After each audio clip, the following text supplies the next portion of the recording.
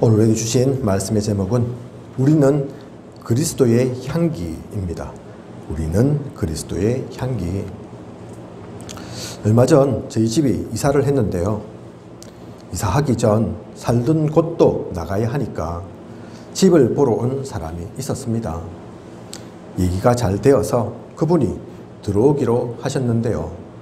그러면서 몇 가지 부탁을 하는 것입니다. 어떤 곳은 벽지를 좀 다시 해줬으면 좋겠다. 그러면서 저희가 고양이를 키우고 있으니 어떤 방은 이사 갈 때 창문과 방문을 좀 잘 열어놔줬으면 좋겠다는 것입니다. 고양이 냄새가 난다는 거죠. 사실 저희는 잘 느끼지 못하고 있었던 거거든요. 함께 있고 곁에 있으니 아마 우린 몰랐을 테지만 집 보러 오는 사람은 아는 것이죠. 이처럼 우리가 또 외국인들 만나면 그분들 특유의 또 그 냄새가 있다고 하지 않습니까? 그죠? 우리만 그런 게 아닙니다. 그죠? 외국인들도 우리 보면 마늘 냄새 난다고, 김치 냄새 난다고. 사실 우리는 잘 모르는데, 그죠? 이것은 잘 씻고 또 씻지 않고 하는 것과는 다른 얘기죠. 하루 이틀이 아닌 평소에 먹는 것, 삶의 습관, 생활 방식 등에 의해 오랫동안 형성되어진 것이 있는 것입니다.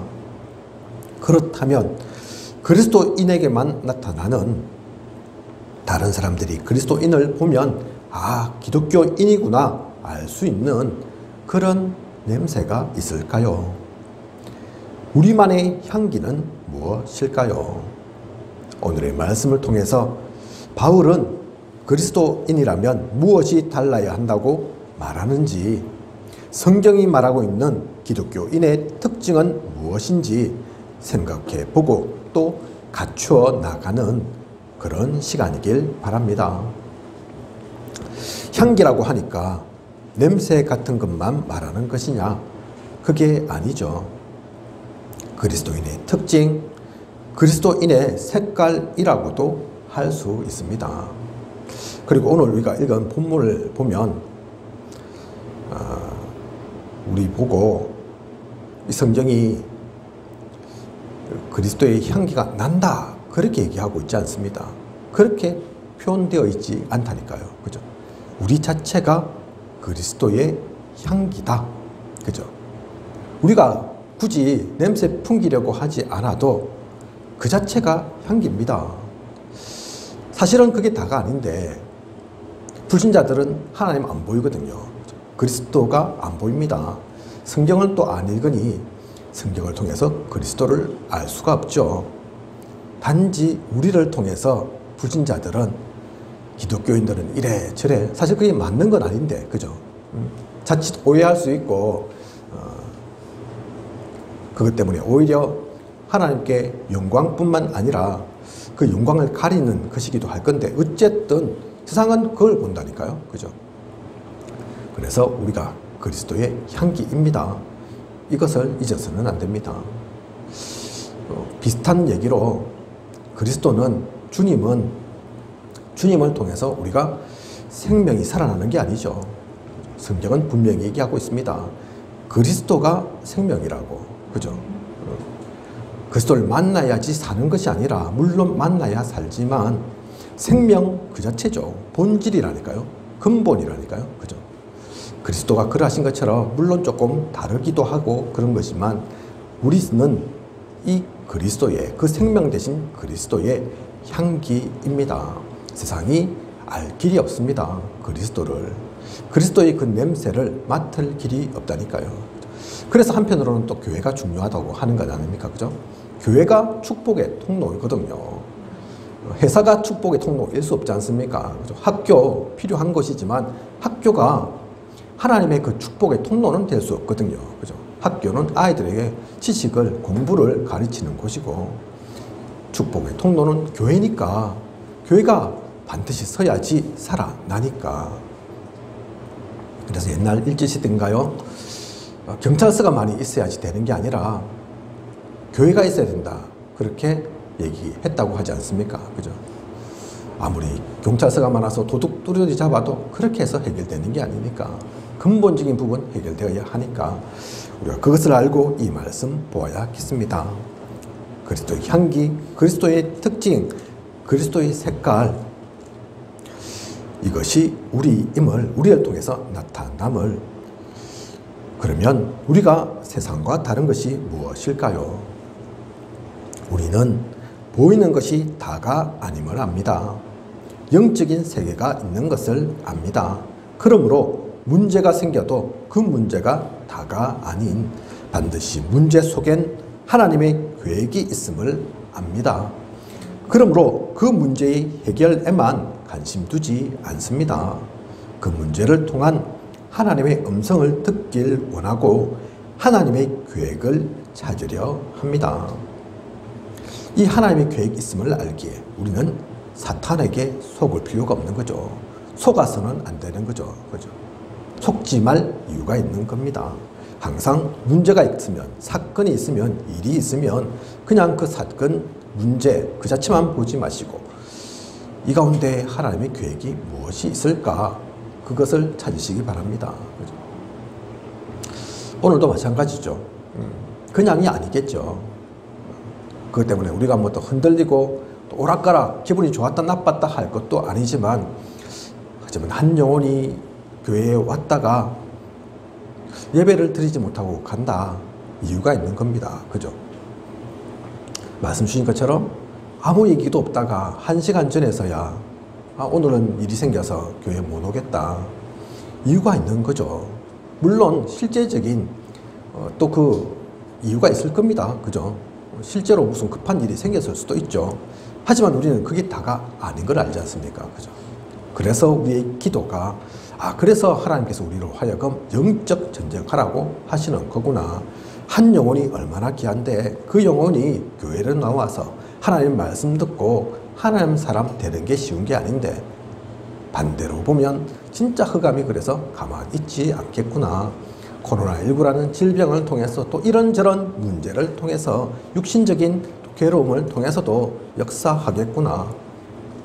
그걸 아는 우리가 깨어서 기도해야죠. 그죠? 그들 보고 스스로 벗어나라 할 수 없죠. 그들이 힘내어서 그 흑암의 역사를 끊어내어 버려라 얘기할 수 없습니다. 일정하게 설 때까지, 규모를 갖출 때까지, 그래서 우리가 함께 하면서 기도해야 합니다. 그리고 사탄은 자꾸 우리를 속이려고 합니다. 고린도후서 11장 14절 보면 사탄도 자기를 광명의 천사로 가장하나니, 좋은 것처럼 우리를 위한 것처럼 사탄은 다가오고 우리에게 손 내밉니다. 결국은 망하게 하고 실패하게 하려는 것인데 그것에 속아서는 안 되겠습니다. 그래서 베드로전서 5장 8절 근신하라 깨어라 너희 대적 마귀가 우는 사자같이 두루 다니며 삼킬 자를 찾나니. 흑암은 항상 우리를 삼키려고 노리고 있음을 알고 우리는 근신하고 깨어 있어야 합니다. 오늘 말씀의 본문 7절을 보면 그를 용서하고 위로할 것이니 그가 너무 많은 근심에 잠길까 두려워하노라 라고 합니다. 오늘 우리가 읽지는 않았는데요. 그죠? 고린도서 전체의 사실 내용인데 그 가운데 우리가 15절만 읽은 거거든요. 7절에 보면 이렇게 나와 있습니다. 그를 용서하고 위로할 것이니 그가 너무 많은 근심에 잠길까 두려워하노라. 그죠? 고린도 교회도 보면 근심거리가 있었습니다. 자꾸 분란이 나게 하고 바울을 깎아내리는 사람들이 있었습니다. 하나 되어서 하나님의 일을 하기도 보통 일이 아닌데, 안 그래도 유대인은 교회를 핍박하고 노마도 기독교인을 보는 눈길이 곱지만도 않은데, 그런데 교회 안에 있는 우리끼리도 서로 편을 가르고 네가 맞니 내가 맞니 하고 있다니요. 그런데 고린도에서 이 일들이 있었다니까요. 하지만 이것을 그냥 싸움, 그냥 분쟁으로 본 것이 아닌 것입니다. 바울은 그것을 가지고 누가 맞네, 누가 틀렸네, 누가 잘하고 있네, 누가 못하고 있네, 그 눈으로 본 게 아닙니다. 이 일의 배후에 사탄이 있구나. 흑암의 세력이 방해하려고 하는 것이구나. 우리를 속이려고 하는 것이구나. 안 것입니다. 그렇게 오히려 바울은 용서하고 위로하라고 한 것입니다. 그를 그래서 용서하고 위로할 것이니 그가 너무 많은 근심에 잠길까 두려워하노라. 그죠? 유 목사님 어젠가요? 메시지 때 그 말씀 하시더라고요. 워낙 일들이 많았지 않습니까? 그죠? 옛날에 그래서 하도 뭐 시끄럽게 구는 사람 처음에는 안 되겠다. 하나님 어떻게 좀 해주십시오. 기도하다가 나중에는 그 사람을 위해서 기도가 되더라고 하지 않습니까? 그죠? 저러면 안 되는데, 저러면 큰일 나는데, 하나님, 저 영혼 불쌍히 여기사, 긍휼히 여기사, 그 기도가 되셨다고 하지 않습니까? 그죠? 사탄은 우리를 속이려고 하기 때문에 그 사탄에게 이용당하고 있는 그 사람 때문에 우리가 흔들려서는 안 됩니다. 사탄에게 우리가 영혼을 내어줘서는 안 되죠. 사탄을 도울 이유, 사탄이 기뻐하게 할 이유가 없는 것입니다. 이것을 본 바울은 그래서 용서하고 위로하라고 한 겁니다. 너무 근심 걱정하지 않도록 우리는 이것을 볼 수 있어야 합니다.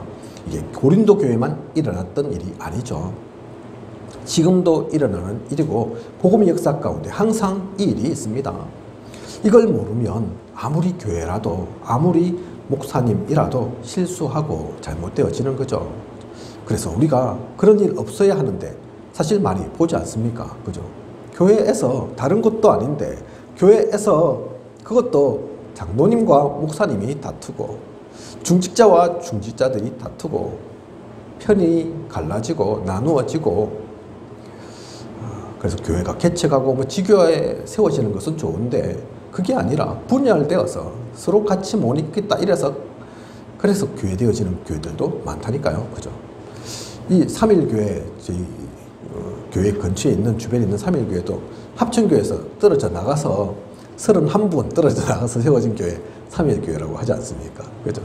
무슨 일 때문에 그랬는지 모르지만 많은 그런 일들이 사실 있습니다. 그죠? 이 모든 것들을 보면서 우리는 사탄에게 속지 않는 오히려 그 모든 것들을 바꾸는 위기를 기회로 바꾸는 더욱더 하나님께 영광 돌리는 우리여야겠습니다. 그리고 우리에겐 다른 미래가 있습니다. 그러므로 베드로전서 3장 9절 악을 악으로 욕을 욕으로 갚지 말고 도리어 복을 빌라. 이를 위하여 너희가 부르심을 받았으니 이는 복을 이어받게 하려 하심이라. 결국은 뿌리 내린 대로 거두게 되어 있습니다. 콩 심은 데 콩 나고 팥 심은 데 팥 나지 다른 것 나지 않습니다. 그러므로 우리는 악을 악으로 욕을 욕으로 갚아서는 안 됩니다.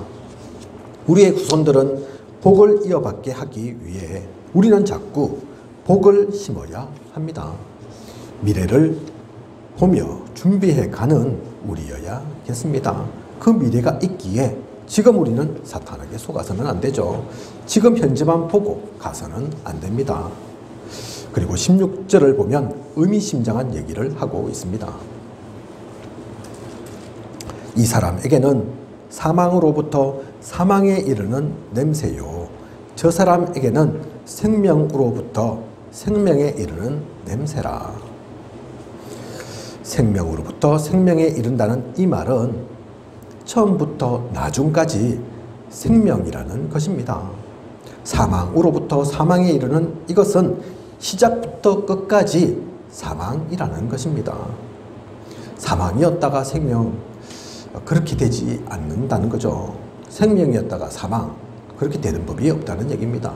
우리가 복음 받았으면 그것으로 끝이지, 복음 받았다가 다시 복음 놓치고 구원받았다가 다시 구원받지 못하고 그럴 게 아닙니다. 불신자는 아무리 잘나고 똑똑하고 대단해도 사망에 속한 이입니다. 말 그대로 하나님 모르는 사람입니다. 돈이 좀 있다고 바뀌는 것도 아니고 명예, 권력, 지식으로 변화될 수 있는 것이 아닙니다. 이것을 우리가 어떻게 아냐? 무엇으로 분별하느냐? 다른 것이 아닙니다. 여기서 나오는 생명, 그러면 사망은 도대체 뭘로 분별하는 것이냐? 그리스도를 비추어 보면 아는 거죠. 그리스도 있는 자와 없는 자로 나뉘어지는 것입니다. 아무리 잘나고 똑똑하고 미스코리아처럼 예뻐도 그리스도 없으면 죽은 자입니다. 좀 부족하고 연약하고 많이 어려도 그리스도 있으면 산 자입니다. 이것을 아무도 바꿀 수 없고 이 냄새를 지울 수 없는 것입니다. 죽은 나무에 물을 주면 썩습니다. 하지만 살아있는 나무에 물을 주면 더 자라고 더 살아나지요. 죽은 나무에 햇빛을 비추면 더욱 삐쩍 마르게 되지만 살아있는 나무는 더욱 생기가 넘치고 산소까지 내뿜게 되지요. 죽은 것은 이런 것 저런 것이 다 의미가 없습니다. 하지만 살아있는 것은 모든 것이 자양분이 되고 발판이 되고 디딤돌이 되는 것입니다. 우리는 그리스도를 가졌습니다. 복음을 품었습니다. 그래서 이것을 진짜 알면 더 할 것도 덜 할 것도 없는 거죠. 그죠? 그래서 그리스도로 접붙임 받으면 끝인 겁니다. 흑암에 있는 사람, 이 성경에서 표현하고 있는 그 죽은 사람은 무슨 짓을 해도 안 되는 거죠. 그죠? 조금 성공은 될 수 있을 겁니다. 세상에서 조금 인정은 될 수 있을 겁니다. 한 자리 차지할 수는 있겠죠. 근데 진짜 중요한 것은 할 수 없다니까요. 그죠? 불교에서 우리가 면벽 수련, 그 얘기 들어봤지 않습니까? 그죠? 저는 절대로 안 해본 거지만, 그게 몇 년씩 하는 것도 있다면서요. 그죠? 아예 완전 들어가서 몇 년 동안 안 나오고 그런 것도 있다면서요. 그죠? 대단한 거죠. 그게 쉽게 했습니까? 아무나 할 수 있는 거겠습니까? 그런데 그 수련이, 그 면벽 수련이 몇 년이 아니라 몇십 년이 아니라 몇백 년을 해도 그러고 나면 구원받습니까? 못 받는다니까요. 그죠? 노력해서 열심으로 능력으로 되는 게 아닙니다. 아예 이 사망에서 생명으로 옮겨져야 합니다. 하나님께서 은혜를 주셔야만 되는 겁니다. 지옥에서 결코 천국으로 나아올 수 없다니까요. 자기 힘으로. 그죠? 그렇기에 이 비밀을 진짜 안다면 우리는 좌절하고 낙심할 필요가 없는 거죠. 그럴 이유도 없는 거죠. 우리를 통해서 나타나는 모든 것이 사실은 승리입니다. 해방입니다. 정복입니다. 지금은 그렇지 않다고요? 많이 힘들다고요? 또 잘 안 되는 것 같다고요? 그렇지 않습니다. 그 모든 것은 과정이어서 그렇습니다. 분명히 확신을 가지십시오. 우리는 이미 이긴 싸움에 깃발만 꽂으러 가는 것입니다. 이미 주님의 핏값으로 모든 것에서 해방된 우리입니다. 어느 누구도 우리를 묶을 수 없습니다. 세계 복음화는 하나님의 언약이기에 반드시 성취됩니다. 그것을 믿고 그 확신 속에서 나아가는 거죠. 하나님께서 우리를 너무나 잘 아시는데 우리 보고 대단한 것, 특별한 것 하라고 말씀하지 않으십니다. 그죠? 그러면 못하겠죠. 저부터도 손들어야 할 겁니다. 하나님 우리를 너무 잘 아신다니까요. 그래서 가장 중요한 것을 우리에게 이미 주셨다니까요. 많은 종교가 좋은 말을 하고 또 인생에 도움이 되는 말들을 하지만 잘 알고 보면, 깊이 들어가 보면 사실 그 가운데서 진짜 성공할 사람, 진짜 성취할 사람, 불교 같으면 도를 깨우쳐라 하는데 그 도를 깨우칠 사람이 얼마 없습니다. 그죠? 누가 도대체 살아나겠습니까? 천주교처럼 그렇게 모든 죄를 다 고해성사해라 하면, 고해성사 하면 됩니까? 계속 죄가 생기는데 어떻게 헤어나오겠습니까? 그래서 신앙생활 천주교에서 오래 하신 분들도 구원의 확신이 있으십니까? 물으면 아직은요, 제가 아직 부족해서 그렇게밖에 말할 수 없다고 하지 않습니까? 사실 그게 양심적인 고백이라니까요. 그죠? 우리는 그렇지 않습니다. 참 자유함을 얻었습니다. 진짜 해방을 받았다니까요. 그래서 우리는 가만히 있기만 해도 생명의 냄새가 납니다. 그래서 이미 빛이 임하였으니 일어나 빛을 발하라 하시는 거죠. 이 모든 것들을 우리가 좀 다르게 표현한다면 창세기 1장 28절에 생육하고 번성하여 땅에 충만하라, 땅을 정복하라, 움직이는 모든 생물을 다스리라. 이미 창세기 1장부터 하나님께서 계획해 두고 계신 것입니다. 그 흐름 속에 사실 우리는 있습니다. 그래서 반드시 되어질 언약입니다. 그것을 누리는 우리여야겠습니다. 그것을 놓치지 않고 간다면 우리에게 주신 생명, 생기는 나타납니다. 먼저 우리가 그 행복함 가운데 살아갈 것이고 그것은 다른 이들에게도 증거될 것입니다. 그 향기를 내뿜는 우리여야겠습니다. 요즘 유목사님 사실 따지고 보면 계속 이 말씀들을, 이 내용들을 강조하고 계시거든요. 그죠? 네가 똑똑해져라, 대단해져라 얘기하시는 것이 아니라 이미 보좌의 축복이 있다. 시온관 초월의 능력이 이미 너에게 주어져 있다. 너희는 이미 237의 빛이다. 그리고 이 생명, 생기, 그죠? 이 축복 가지고 있지 않느냐. 그것을 말씀하시죠. 그것을 가졌기에 전무후무한 나를 또 교회에서의 또 현장 가운데서 그 전무함을 이미 너희는 가지고 있는 거다. 누릴 수 있는 거다. 남들이 알지 못하는, 가지 못하는 그 앞에도 없었고 뒤에도 없을 그 일들 속에 있는 거다. 그것을 주시는 겁니다. 이미 모르는 게 아닌데, 이미 창세기 속에서도 얘기하고 있는데, 그런데 안타깝게도 많은 사람들이 이걸 누리지 못하고 있거든요. 그 속에 있는데도 우리 복음을 만났고 복음 속에 들어와 있는 이들 자체도 이것을 잘 누리지 못하거든요. 그래서 강조하신다니까요. 그죠? 없는 거 얘기하는 거 아닙니다. 새로운 거 얘기하시는 게 아닙니다. 이미 성경에서 창세기 1장부터 우리에게 주신 축복이라니까요. 그것을 누리고 나아가는 우리여야겠습니다. 우리는 분명히 그래서 하나님께로부터 받은 것이 있습니다. 받기만 한 것이 아니라 지금도 성삼위 하나님께서 우리의 배경, 발판되어 함께 하십니다. 여러분, 18세 어른이란 얘기 들어보신 적이 있으신가요? 18세 어른, 보호 종료 아동을 말하는 것입니다. 매년 2,500명에서 2,700명 정도 아동보호소, 위탁가정 등에 있던 아이들이 만 18세가 되면 나와서 독립해야 한다고 합니다. 우리 흔히 알고 있기로 고아원 이런 거 아시죠? 그죠? 그 아이들이 평생은 그게 있는 게 아닙니다. 평생은 있을 수 없겠죠. 그 나이들은 계속 또 생겨날 건데 언제까지 20대, 30대, 40대, 50대 계속 케어하겠습니까? 그 아이들을 보호하다가 이제는 보호가 끝나는 시점, 그게 만 18세라니까요.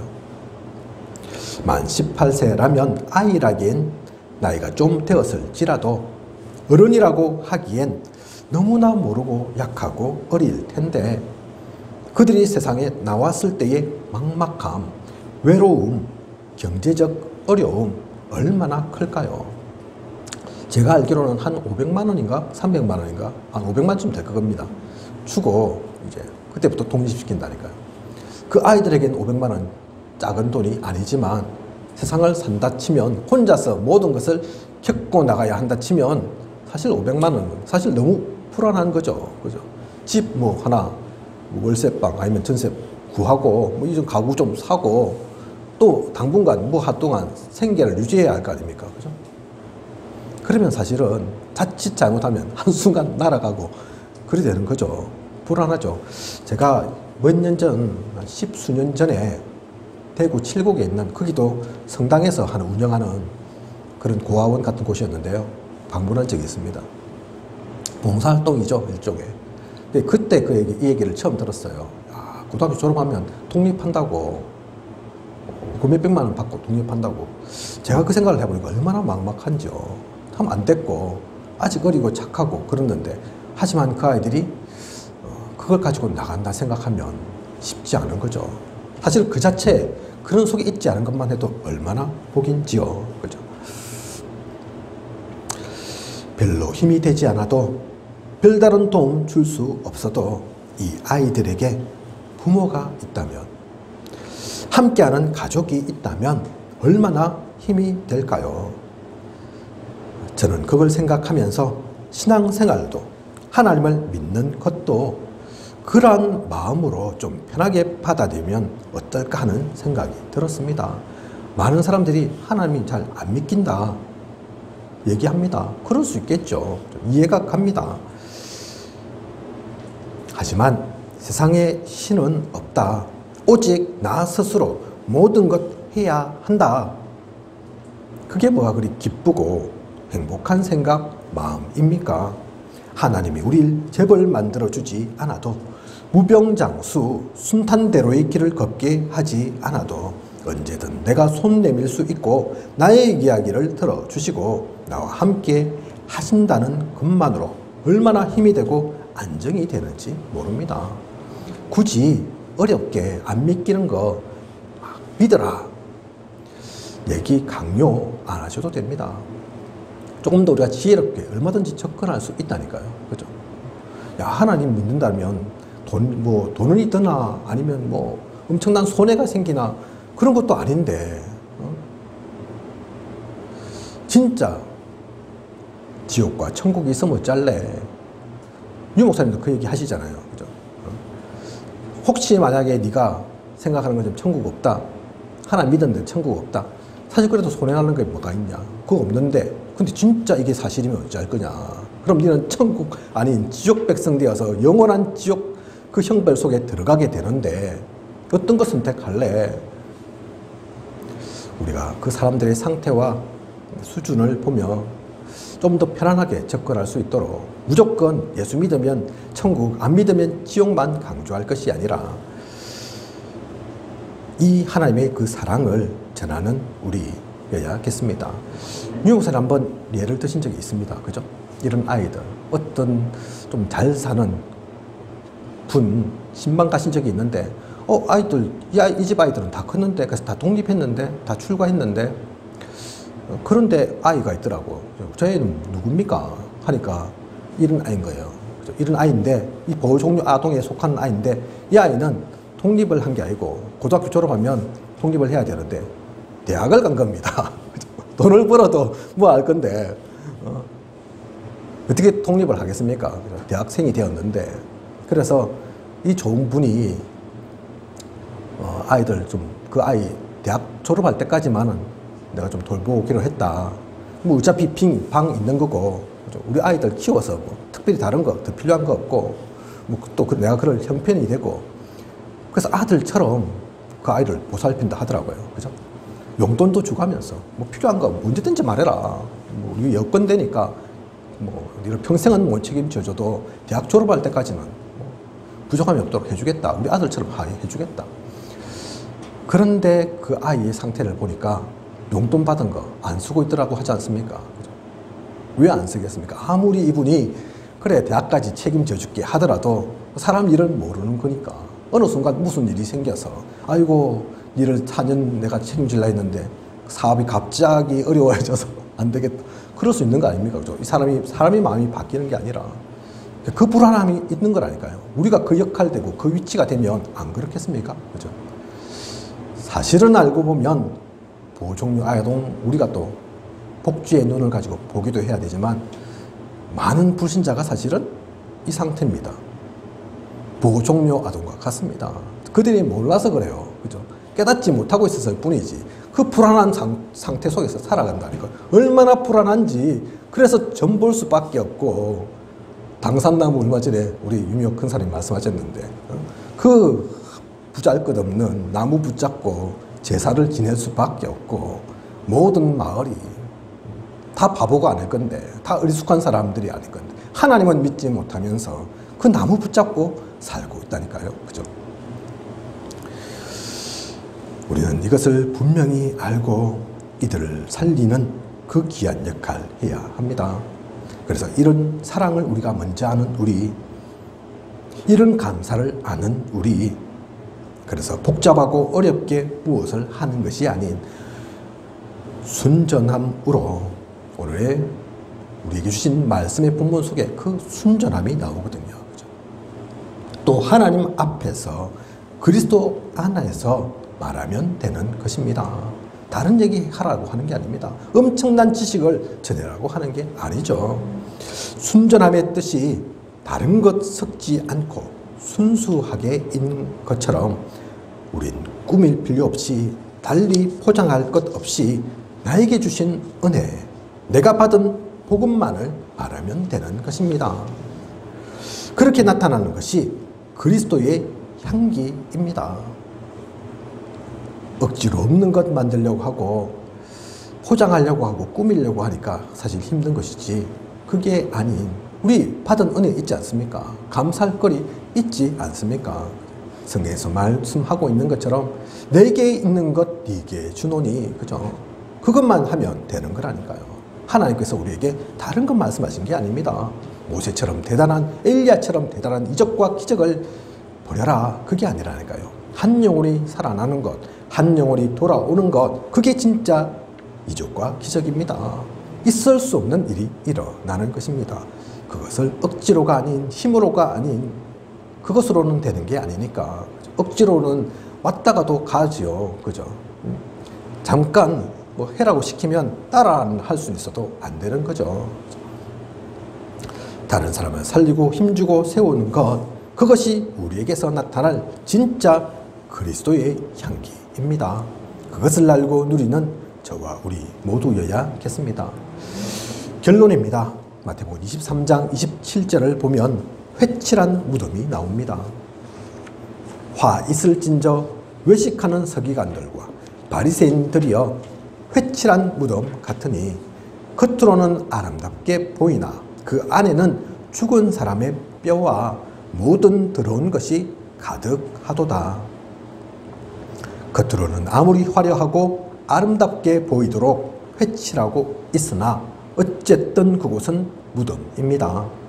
결국은 시체만 있고 썩은 것만 있을 수밖에 없습니다. 아무리 포장하고 변장해도 사망의 냄새, 죽음의 냄새까지 감출 순 없습니다. 마찬가지로 진짜 생명 가졌으면, 진짜 복음 누리고 있으면 다른 것 나오지 않습니다. 꾸미지 않아도, 다른 무엇을 더 첨가하지 않아도 그 자체가 생명력 있고 그 자체만으로도 힘이 있습니다. 그것을 소유한 영적 서밋을 누리는 우리여야겠습니다. 요셉처럼, 다윗처럼, 바울처럼 그가 처한 환경, 어려움 상관없이, 닥친 문제 상관없이 오직 그리스도의 답을 가지고 유일성의 하나님 나라 누리고 있으면 하나님은 우리를 통해 재창조의 축복, 하나님께서 뜻하고 계획하신 작품을 만들도록 하실 것입니다.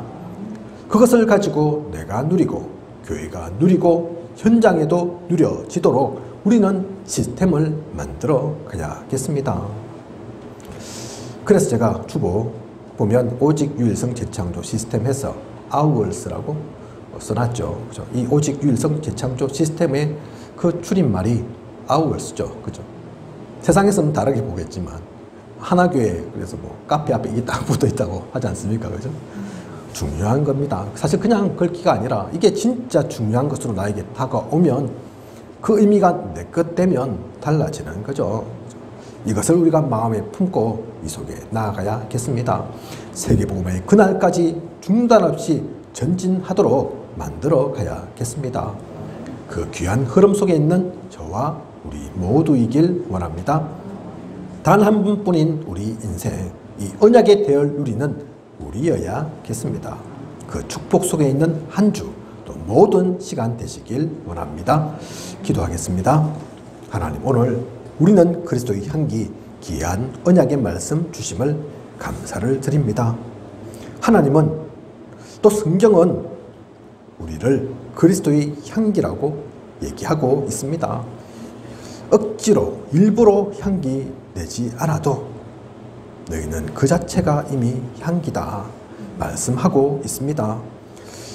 이 언약을 그대로 누리는 우리에게 하소서. 그래서 우리는 사탄에게 속아서는 안 되겠습니다. 생명의 냄새, 생명의 그 향기를 뿜어내는 우리여야겠습니다. 다른 것이 아닌 하나님 앞에서 그리스도 안에서 이 복음을 말함으로 그 오직 유일성 재창조 시스템의 그 언약의 작품을 누리는 우리여야겠습니다. 그 귀한 앞으로의 모든 시간 되어질 수 있도록 인도하고 이끌어 주시옵소서. 부족함이 없도록 하나님 함께하여 주시옵소서. 지금까지 인도하신 하나님께서 앞으로도 부족함이 없도록 채우시고 인도해 가실 것을 믿사오며 이 모든 것을 이 시대에 살아 역사하시는 예수 그리스도 이름으로 기도드립니다. 아멘.